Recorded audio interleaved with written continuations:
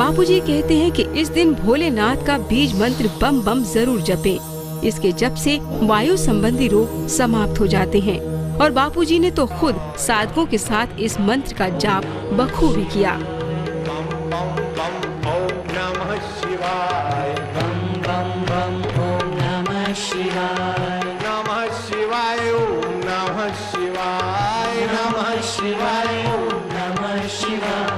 शिव शिव शिव ओम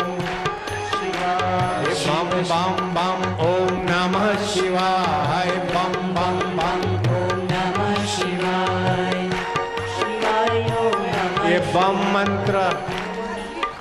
ये बम मंत्र जो है बीज मंत्र है। वायु संबंधी 80 प्रकार की बीमारियां छू कैसा भोलेनाथ का बीज मंत्र है। बम बम बम ओम नमः शिवाय बम बम बम ओम नमः शिवाय। शिव शिव शिव ओम नमः शिवाय। शिव शिव शिव ओम नमः शिवाय। नमः शिवाय ओम नमः शिवाय। नमः शिवाय ओम नमः शिवाय। नमः शिवाय ओम नमः शिवाय। नमः शिवाय ओम नमः शिवाय। बम बम बम ओम नमः शिवाय। बम बम बम ओम नमः शिवाय। बम बम बम बम ओम नमः शिवाय। बम बम बम ओम नमः शिवाय। बम बम बम ओम नमः शिवाय। बम बम बम ओम नमः शिवाय। बम बम बम ओम नमः शिवाय। ओम बम बम बम बम, खाली बम, ओम तो पहले बोल दिया बस, बाकी बम। ये जोड़ों के दर्द को, वमन, कफ विकार और डायबिटीज और गैस्ट्रिक दूर करने में बड़ी मदद करेगा। 1.25 लाख शिवरात्रि को ये जप करने वाला व्यक्ति अगर गठिया से पीड़ित है, बिस्तर से उठ नहीं सकता, वो भी चलने लग जाएगा। कैसे हमारे मंत्रों का प्रभाव। हरि ओम ओम ओम ओम ओम ओम। ऐसे और भी वायु संबंधी कई बीमारियों को मार भगाता है ओम बम बम शब्द। 10 माला रोज जप करे तो नौकरी में, प्रमोशन में जो भी अड़चन आती है उसको मार भगाएगा बम बम बम बम बम बम बम। शिवरात्रि पर रात्रि पर किया गया जाप जिंदगी को एक नई दिशा दिला देता है।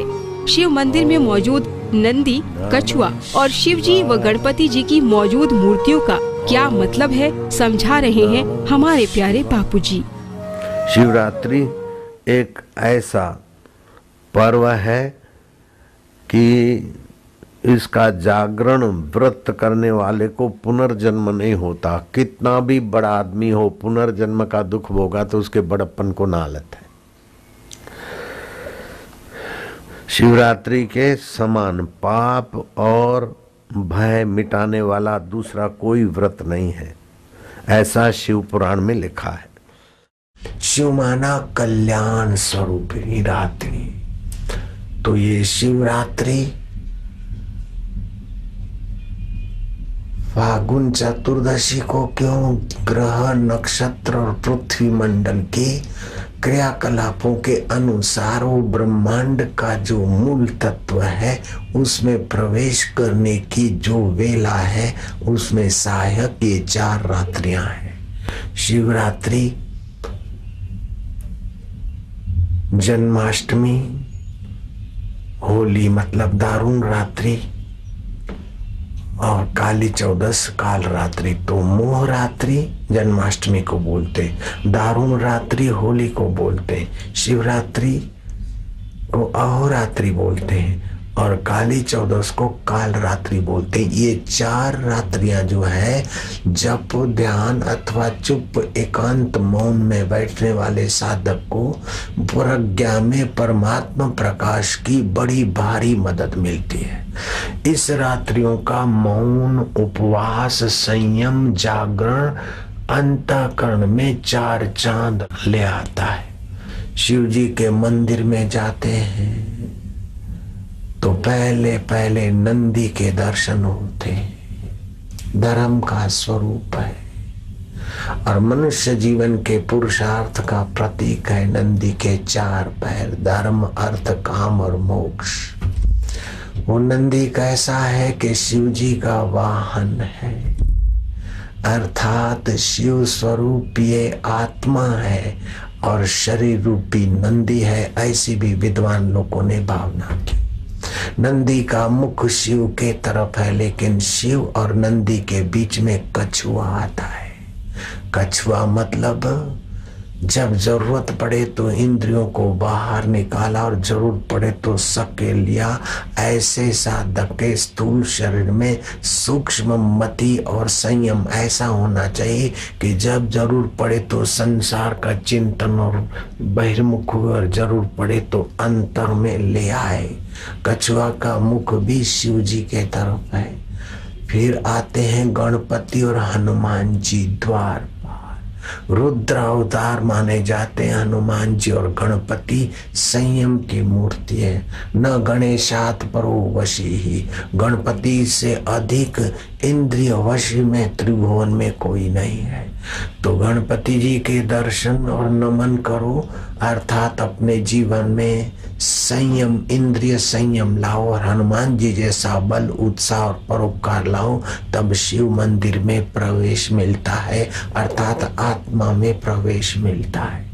अब शिव मंदिर में जाते हैं तो क्या होता है, मंदिर की चौखट थोड़ी ऊंची होती है, दरवाजा जरा छोटा होता है, झुक के जाना पड़ता है। इतना आगे आए तो रिद्धियां आएगी, सिद्धियां आएगी, यश आएगा, दिव्य दर्शन होने लगते, क्या क्या चमत्कार होने लगते।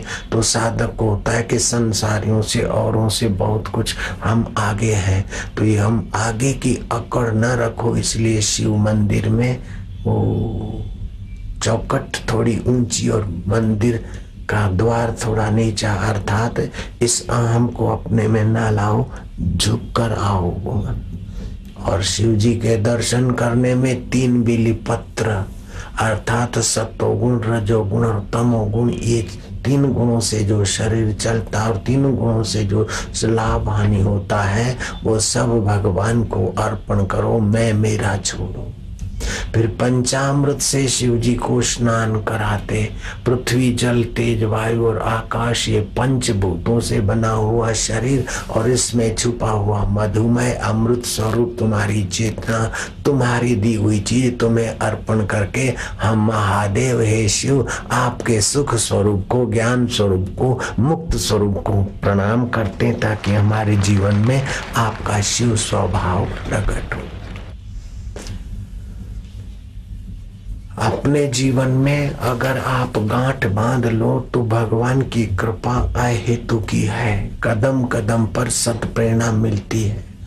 मैंने 40 दिन का अनुष्ठान किया, न जाने कितनी कितनी प्रेरणा मिली, और वही प्रेरणा मुझे गुरु जी के पास ले गई। मैं पूछता था कि कौन बोल रहा है, कि बोले जिस शिव की तुम उपासना करते हो वो मैं ही बोल रहा हूँ।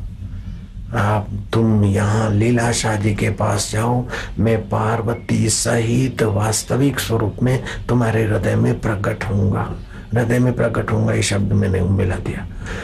तो फिर 1 दिन, 2 दिन, 3 दिन बार बार जब अनुष्ठान करे तो बार बार अंदर से धके, और फिर हम गए तो जाते ही हमारा काम बन गया कि शिव तत्व क्या है, गुरु तत्व क्या है, सृष्टि का सार तत्व क्या है, जीवन का सार तत्व क्या है।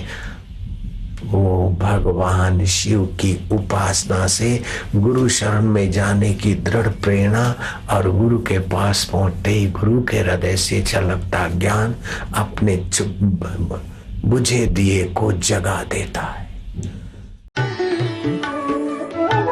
बापूजी अक्सर अपने साधकों को समझाते हैं कि जिनके जीवन में किसी भी तरह का व्रत रहता है, उन लोगों में दृढ़ता भी रहती है और वो लोग जीवन में किसी न किसी बड़े मुकाम तक जरूर पहुंच जाते हैं। और शिवरात्रि के महापर्व पर किया गया जप, तप व व्रत बहुत ही फलदायी होता है। इस बार महाशिवरात्रि 27 फरवरी को है।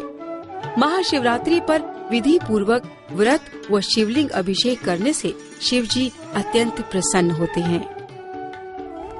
फागुन कृष्ण पक्ष की चतुर्दशी, ये शिवरात्रि कल्याणकारी रात्रि। ये पर्व है, तपस्या का पर्व है। उपमाना समीप, अपने आत्मा के समीप जाने की व्यवस्था, समीप जाने का कार्यक्रम, उसको बोलते उपवास। उपमाना समीप वास करना, इसका नाम है उपवास।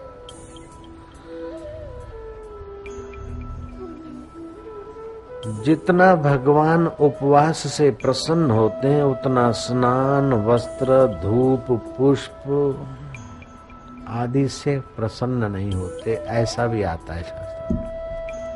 मैं जितना उपवास से प्रसन्न होता हूँ उतना धूप, दीप, फल, फूल आदि से प्रसन्न नहीं होता हूँ जितना उपवास से प्रसन्न होता हूँ। उपसमीपे यो वासः जीवात्मा परमात्मनो। जीवात्मा का निकट, परमात्मा के निकट जो वास है वह उपवास। उपवास करने की कला जान ले, रीत जान ले और शिवरात्रि मनाने की कला सीख ले, जान ले। शिवस्य प्रिया रात्रि यस्मिन् व्रते है अंगत्वेन विहिता तद व्रतम शिवरात्रि व्रतम। शिव की जो प्रिय है ऐसी रात, सुख देने वाली, शांति देने वाली, माधुर्य देने वाली, शिव की वह आनंदमय प्रिय रात्रि जिसके साथ व्रत का विशेष संबंध है, वह व्रत शिवरात्रि का व्रत कहलाता है। जीवन में कोई न कोई अगर व्रत नहीं रखा तो जीवन में दृढ़ता नहीं आएगी। तो ये शिवरात्रि जैसा पवित्र व्रत आपके मन को पुष्ट करने के लिए, मजबूत करने के लिए आता है, आपको महान बनाने का अवसर देता है। इस व्रत में 4 पहर की, शिवरात्रि के समय रात्रि को 4 पहर की पूजा का विधान है। प्रथम पूजा दूध से, दूसरी दही से, तीसरी घी से और चौथी शहद से संपन्न होती है। इसका भी अपना प्राकृतिक और मनोवैज्ञानिक रहस्य है। प्रथम पहर दूध से और दूसरे पहर दही से, तीसरे पहर घी से, चौथे पहर शहद से। हमारी मानसिक स्थिति, हमारी शारीरिक स्थिति, हमारी बौद्धिक स्थिति और हमारी आध्यात्मिक स्थिति,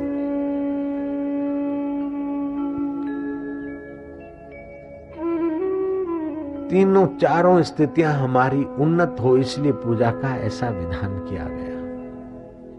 तो ये शिवरात्रि का व्रत रात में ही पूजन क्यों? कि रात्रि में पूजन इसलिए कि ये